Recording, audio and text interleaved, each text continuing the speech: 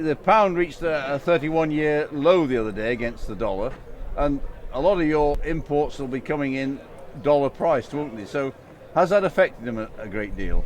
The value of sterling has definitely affected the importing of soya. Soya is now trading at around 310, 315 a tonne, ex-stocks, whereas if the pound was trading at its normal level, would be £40 a tonne less than that, at 270, and it wouldn't be an argument about buying soya. We'd be buying all we could get hold of.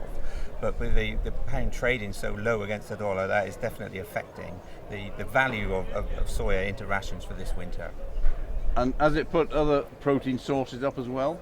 As rapeseed is one that's very closely linked to soya, so that is one that when the soya price is high, rape tends to follow that up. Now there are other complications around that, whether they're crushing as much rape at the moment, because if they don't crush the oil out, then there's not as much meal, but it is very linked to the soya price. So it's traded around £15 a tonne more than we'd be expecting it to be trading at the moment.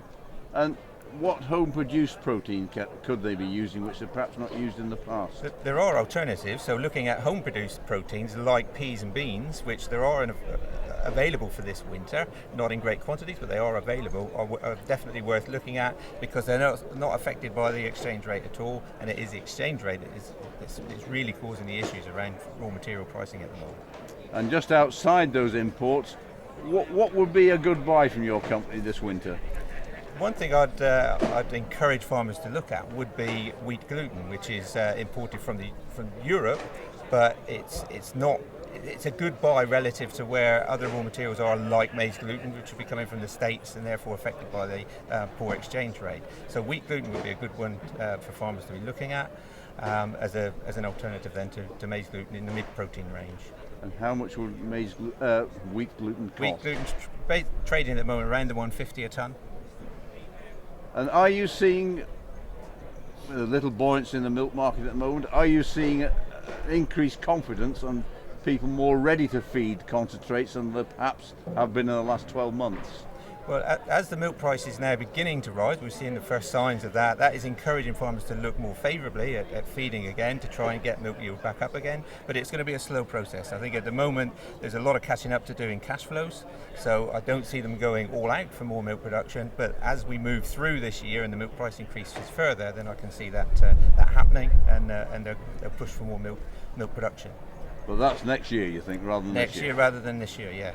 I think it's going to be more of an into next year effect than this autumn, yes. And have you had any defaults on payments of your bills in the last 12 months through Well, one thing that is being affected, as I said, is cash flow. So that is putting strain on bills being paid. So that is making it more difficult for us. We're having to watch that situation and making sure that we can still trade with customers as we go into what hopefully will be a better time, but at the moment it's trying to play catch up with the cash flows that they're at. And they tell me maize is a particularly good crop this year, which has a high energy value. Can they save a bit of cash there by buying in less energy feed?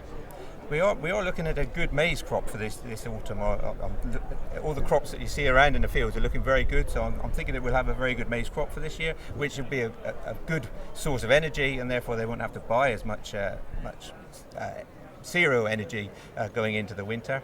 I think maize will feed out very well.